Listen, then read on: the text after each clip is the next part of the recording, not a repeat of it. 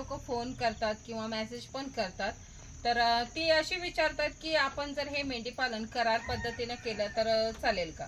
तर कसं आहे ना, करार पद्धतीने आम्ही पण करून पाहिलेलं आहे करार पद्धतीने, पण करार पद्धतीने तसं सक्सेस होत नाही. कारण की काय होतं, आपल्याला आवड आहे त्यामुळे आपण हे याच्यात उतरतो, पण ज्याला आपण करायला देत आहोत त्याला त्याच्यात आवड आहे का, कितपत आवड आहे?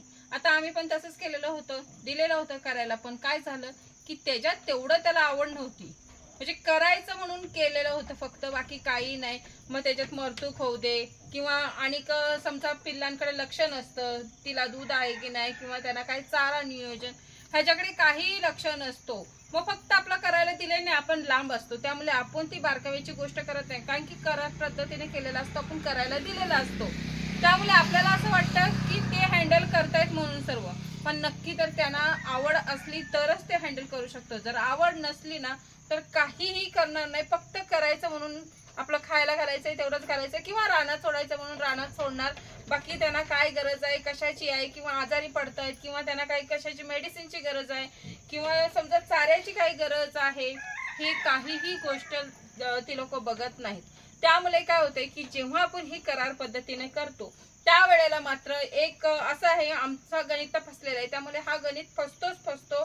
कारण की करार पद्धतीने केलेलं जे असतं त्याच्यात आपण त्याच्यात नसतो लक्ष देत, त्यामुळे काय होतंय त्यांचं लक्ष कितपत आहे हे याच्याकडे पण आपलं लक्ष नसतो, आणि ज्या वेळेला जातो लक्ष तवसर सर्व संपलेला असतो.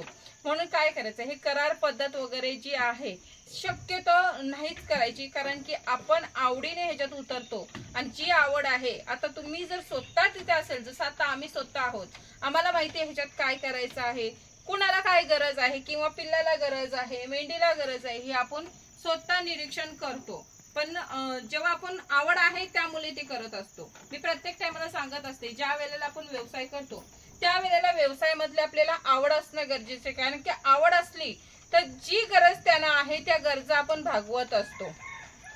पण जेव्हा आपण म्हणजे करार पद्धतीने हे करायला जातो ना, सांभाळायला वगैरे, त्या वेळेला काय होतं माहितीये का, आपण एकतर त्या समाजाचं जे बोलणं आहे ते तुम्हाला माहितच असते, प्रत्येकाला माहित आहे. तसंच आपण जेव्हा एकाला समोरच्याला व्यक्तीला देतो करायला, त्यावेळेला जेव्हा हा करत असतो ना, त्यावेळेला ते समाजच जे आहेत आपली, ती मात्र काय करतात की त्याचे कान भरवायचे काम करतात. की जसं की म्हणजे तुझ्या मुले हे तो मोठा होत आहे, किंवा तुझ्या मुले त्याचा व्यवसाय चालत आहे, मग तू आहेस म्हणूनच तू पुढे जात आहे.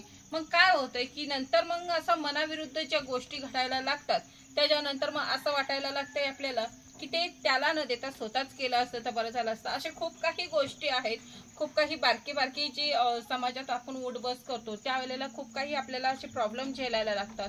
आणि मग ज्या व्यक्तीला आपण करायला दिलंय ते पण असं त्याला वाटायला लागतं, मग नंतर आता जसं समाज त्याला भडकवायला लागतं, नंतर मग मात्र त्यालाही असं वाटायला लागतं की माझ्या मुले हा सर्व मोठा होत आहे आणि माझ्या मुले ह्याचा व्यवसाय चालत आहे. पण ज्या व्यवसायात त्यानं मन लावून काम केलं पाहिजे त्याचा त्याला काहीच प्रश्न पडलेला नसतो, त्याला काही गरजच नसते त्याची, त्याचं फक्त ढकलपट्टीचं काम चालू असतो. पण तेही मात्र कसं होतंय की मी करतोय म्हणून तुझं चाललेलं आहे. त्यामुळे प्रत्येकाने विचार करण्याची गरज आहे की असं जर व्यवसाय करायचा असेल तर मात्र स्वतः केलं पाहिजे. करार पद्धतीने काहीही गरज नाही. कारण की करार पद्धतीची जी करतो आपण सुरुवात, आम्ही पण त्यावेळेला असंच म्हणलेलं की नोकरी करू आणि करार पद्धतीने आपण हा व्यवसाय करू, पण अजिबात हा शक्यच नाहीये व्यवसाय. कारण की येणारे जे प्रॉब्लेम्स असतात ते खूप मानसिक तणाव वाढवत असतात आपलं, आणि ज्या वेळेला मानसिक तणाव वाढतो मग आयुष्यभर एवढंच लक्षात ठेवतो तो की ह्याचा जो व्यवसाय आता चालू आहे तो माझ्या मुले चालू आहे. पण मात्र प्रत्येकाने करायचंय तर स्वतःच्या हिमतीवर करा, करार पद्धतीने करायची अशी तर शक्यता गरज नाहीये. आणि तसंच जर बघायला गेलं जर तुम्हाला करायचंच आहे करार पद्धतीने, तर मात्र कसं करायचंय की समजा एखाद्याकडे 20 किंवा 25 माद्या वगैरे असतील, अशी मेंढरं असतील सांभाळायला, आणि तो त्याच्यात व्यवस्थित सांभाळायला असेल. आता असं नाही की सर्वांकडेच पैसा असतो, तर कसं आहे ना, एखादा सांभाळतो पण त्याच्याकडे ते पैसा वगैरे जो आहे तो कमतरता पण असते. मग काय करायचं, अशा व्यक्तीला ज्याच्यात आवड आहे, जो सांभाळतोय पहिलाच, आणि मग मात्र जसं आता आमचं घ्या, आमचंच उदाहरण घ्या, जर आम्ही करतोय, आम्ही आवड आहे ह्याला सांभाळायचं, ह्याला काय लागतंय ते आपल्याला माहित आहे, त्यामुळे काय होतंय, जर समजा एखाद्याने म्हणलं की ताई तुम्ही या माझ्या एवढ्या माद्या घ्या आणि एवढ्या सांभाळा, कारण की सांभाळायला काही त्रास येणार नाही, कारण की आपल्याला आवड असते तर असते, त्याच्यासोबत त्यांना जो खर्च लागणार आहे तो समोरचा व्यक्ती देणारच आहे आपल्याला. मग आपल्याला सांभाळायला काही त्रास नाही. जर तुम्हाला असंच करायचं असेल तर मात्र अशा व्यक्ती बरोबर तुम्ही हे करा की जो पहिलाच ऑलरेडी ह्याच्यात हुशार आहे सांभाळायला वगैरे आणि त्याला सांभाळायची आवड आहे.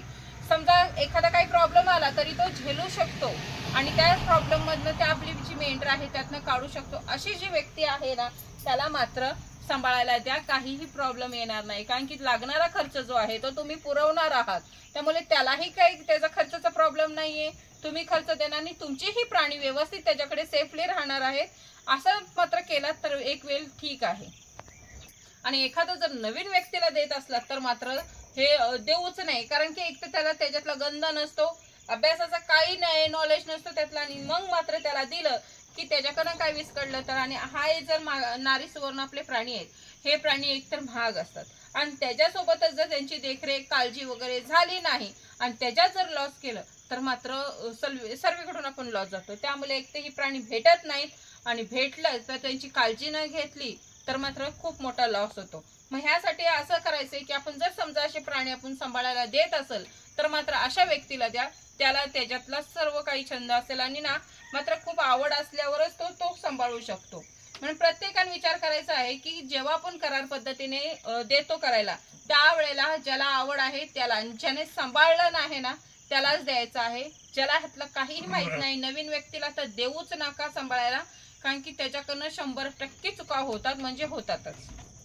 आणि कसं आहे ना हे सर्व जेव्हा आता काही ना असं राग पण यायला नको, जे नवीन आहेत करणारे म्हणतील की ताई आम्हाला येतं करता आणि तुम्ही असं नाही बोलताय. तर कसं आहे ना ही जी नारी सुवर्ण आहे आणि साध्या मेंढ्या ज्या आहेत सांभाळण्यात खूप सारा फरक येतो.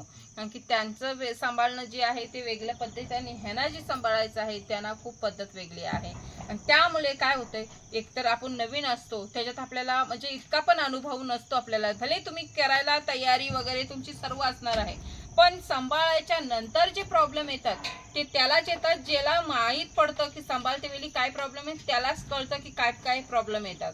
पण नुसतं तोंडाने बोलून समजणार नाही किंवा समोरचं समजवतोय म्हणून पण समजणार नाही. तर कसं आहे ना केल्यावर हे सर्व समजतं. त्यामुळे ह्यातली जी छोटी छोटी गोष्टी आहेत त्या मात्र आपल्याला नंतर खूप त्रासदायक होतात.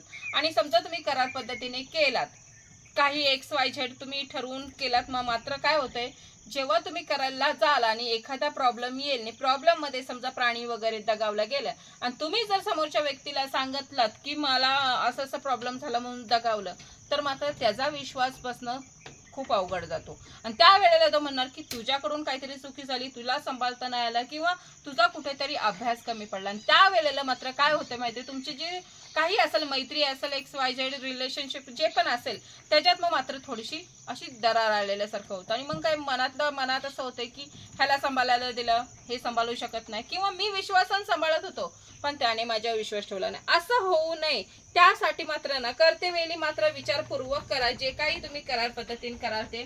आणि जर समजा करतच असाल तर असे आहेत दोघे तिघे जण तर नगरचे वगैरे आहेत आणि दुसरीकडचे आहेत, तर असे जे काही आहेत तेही अशी करारवर सांभाळायला तयार आहेत. पण मात्र विचारपूर्वक करा, विचार खूप सारा ह्याच्यात करा, कारण की हे सगळ्या बारकाव्याच्या गोष्टी आहेत. आणि स्वतःचं नुकसान झालं तर एक वेळ माणूस पचवू शकतो, कितीही नुकसान झालं तरी का तर माझ्याकडून चुकी झाली मग माझं कुठेतरी चुकलं ह्यासाठी तुम्ही पचवू शकाल. पण समोरच्या व्यक्तीची जेव्हा नुकसान होते त्यावेळेला मात्र त्याला सांगायला पण मनात संकोच येतो आणि त्याला काय समजावू किंवा सांगितलं तरी त्याने समजून घेणं हे खूप मोठा भाग आहे तो ह्याच्यातला. त्यामुळे विचारपूर्वक हे सर्व गोष्टी करा.